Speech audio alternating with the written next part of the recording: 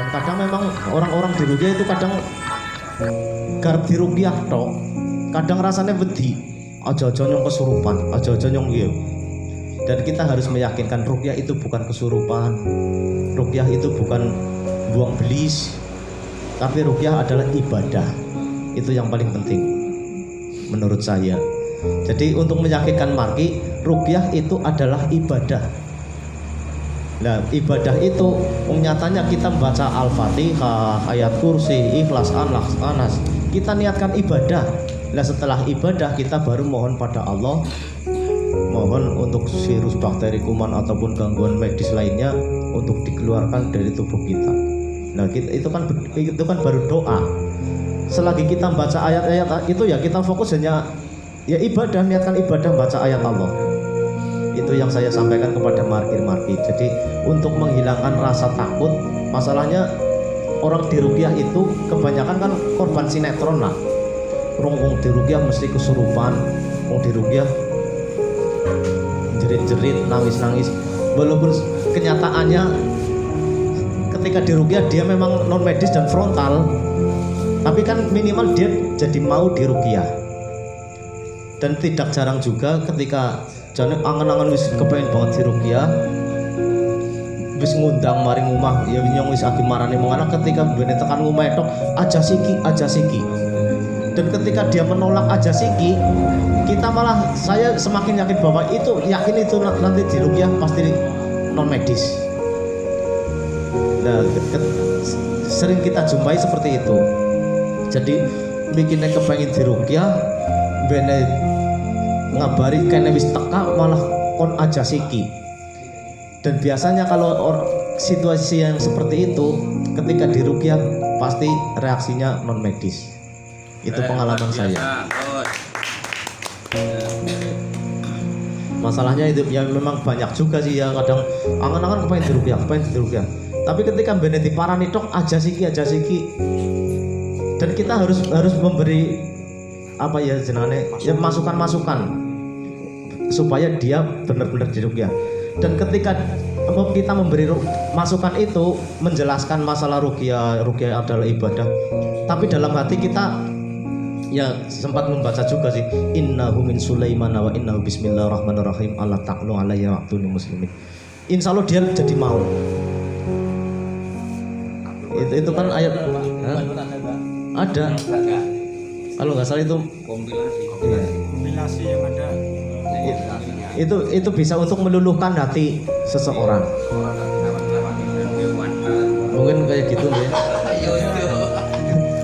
Dan itu memang ayat-ayat seperti itu memang sangat-sangat iya. Bismillahirrahmanirrahim. Wa'tuni muslimin. Itu untuk menunjukkan bahwa kalau ada marki yang sulit untuk diruqyah. Bisa Pak menundukkan randa.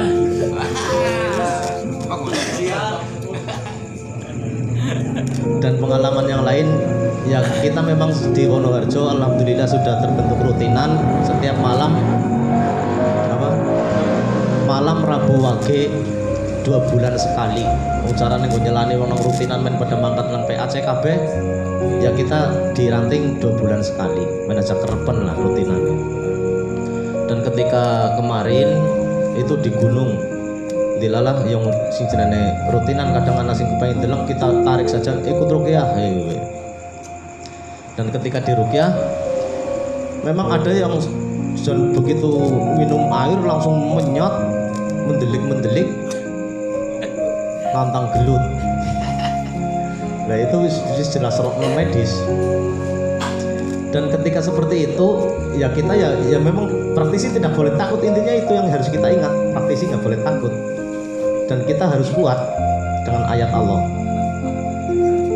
Dan ya kita harus juga ingat pesan Gus Ama guru kita, ketika ada reaksi seperti itu wong yang mendelik ketone nantang bismillah alhamdulillah alladzi la ilaha illahu. Nah, cuma jangan baca yang seperti itu. Bismillah, alhamdulillah, alladzi la ilaha illahu. Arahkan ke mukanya, dia langsung jelalapan bingung. Seolah-olah memang dia tidak melihat kita. Jadi ketika si marki itu frontal mau menyerang kita, bismillah, alhamdulillah, alladzi la ilaha illahu, langsung delalapan. Dan memang ya ini ini saudara kita juga mau lagi ditangani kayak gue, malah dia membaca ayat siksa, langsung dia berbalik arah mau menyerang dia. Dan terus ya cuma kita bentengin lagi, bismillah, alhamdulillah, alladzi la ilaha illahu. Langsung dia bingung lagi, delalapan, matanya bisa muter-muter bingung mencari musuh. Dan ya ketika kita juga sering kita dengarkan dalam pembahasan, ya memang kita harus hati-hati dengan marki yang frontal.